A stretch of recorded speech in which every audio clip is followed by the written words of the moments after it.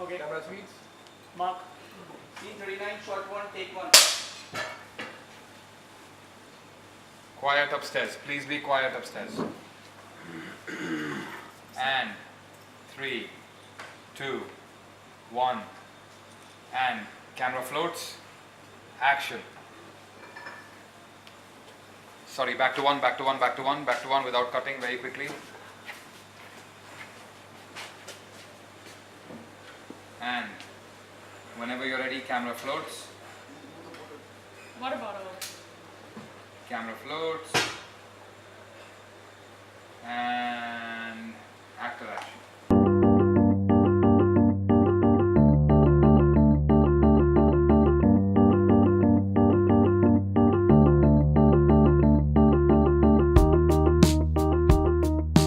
I've always felt the director's job, really, it's like you're the host at a dinner party.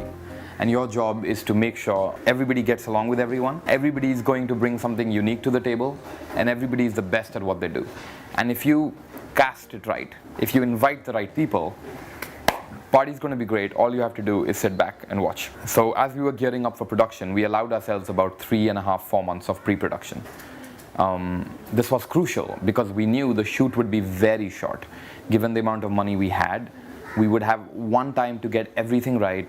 We would need someone who would partner with us instead of charge us their daily rates. So we had the sense that a portion of their salary, the bare minimum portion of their salary would come from the project. Some of it would be deferred. Hopefully once they heard the script, they would understand why we were asking them to make a concession. I didn't really have a crew base to choose from. Bombay Berlin was very useful in this regard. I think the first person they brought to the table was Jasleen, who had recently come on board with the company, had worked before as a production manager, and had sort of helped run pieces of the shoot for some very established companies in Mumbai. It's 5:15 a.m. We're doing our second day of the restaurant. The first take is not okay yet. The first shot is still happening. It's not okay yet. Daylight comes in at about 5:30. We are doing a night sequence. So we're technically supposed to be out of here by the time it's daylight. And we still have one more big scene left.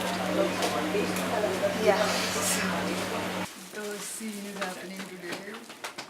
Don't tell him anything. What do you want to know? Which scene we are shooting today? Tell me first. We call it it's a fight scene actually. So I worked as an assistant on this film. So for me, my guidelines for myself was like work and learn, work and learn. So the first thing I knew about Love, that it's a good script, but we don't have money.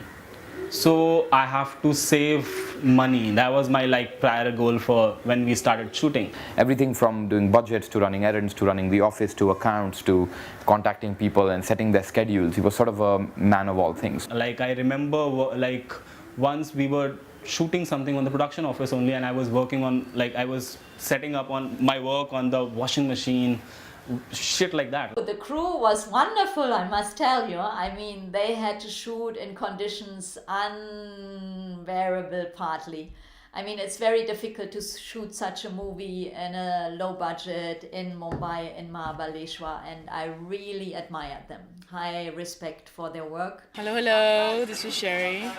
We're on our second location of the morning, third rig shot. We've been up since 3 a.m.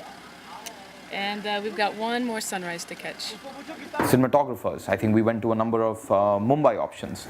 Ultimately, the person we ended up with was the least likely candidate, someone I went to college with, someone who was working and living in the States. Her story of why she agreed to jump on a flight and come to this setup where she knew the budget would be slim, etc., I can assume the script spoke to her, but I mean, that's about it, and that ended up being a whole other adventure. So when Suds called me to tell me the story of these two boys for Love, we were at the time on 2 different continents, separated by 12 time zones, living our own daily minutiae.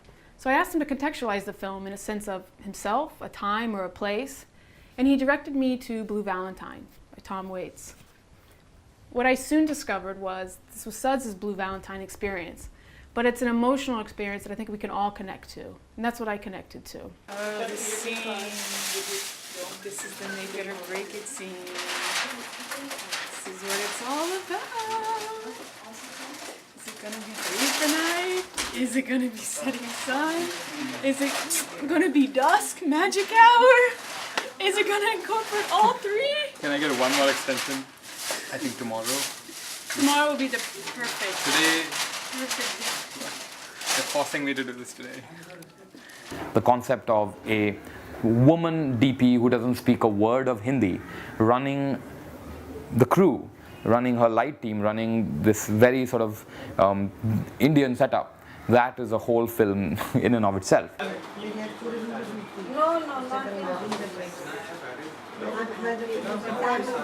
Nobody knows this, but yeah, the first time I read the script, I was actually quite moved and I was in tears. The way Sudhanshu deals with these characters, the way he has dealt with them, and the way this story evolves and lets you draw your own deductions, if that's the right word I'm using, about these characters. I had not come across a character-driven script, and I will it doesn't matter if it's gay characters or straight characters or it's anybody else. The way he just lets these people grow and evolve, and slowly you get to understand the layers, where they're coming from, what's happening. I was really moved, and that was also one of the reasons why I really insisted on working on this film. Knowing that we almost had no money to do anything on this film, I think I couldn't have done this, although obviously he was thinking that he was controlling me, and I was thinking I'm controlling the director while I'm doing my costumes.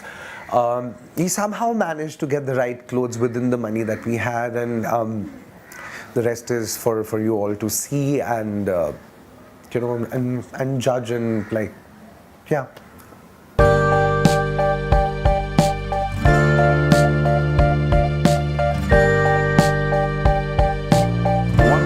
This dinner party started to come together, the chairs started to get filled up, and it was a scary but satisfying experience that sometimes it took a little bit longer to fill the positions, but I just knew that if the composition of this dinner party was perfect, if each of those chairs were occupied by someone trustworthy, reliable, passionate, someone who actually cared about these characters and was driven by their love, personal love for them, we would really we had a chance at making a special film. One of the key events right before filming was this table read. It was really important to me that everybody put name to faces and this whole party got together. And I remember at Arfi's place, we set up this long table, scripts were printed, and we settled in for a big cast and crew read. To see the whole process of it coming alive from the paper, it was no special experience. I think I grew a lot. Everybody did their parts. We went through the whole thing, played the music, I narrated the bits in the middle. And that for me was a really emotional moment. Seeing the whole team together, this is going to be the shape of things. These are the people who are going to set off on this journey.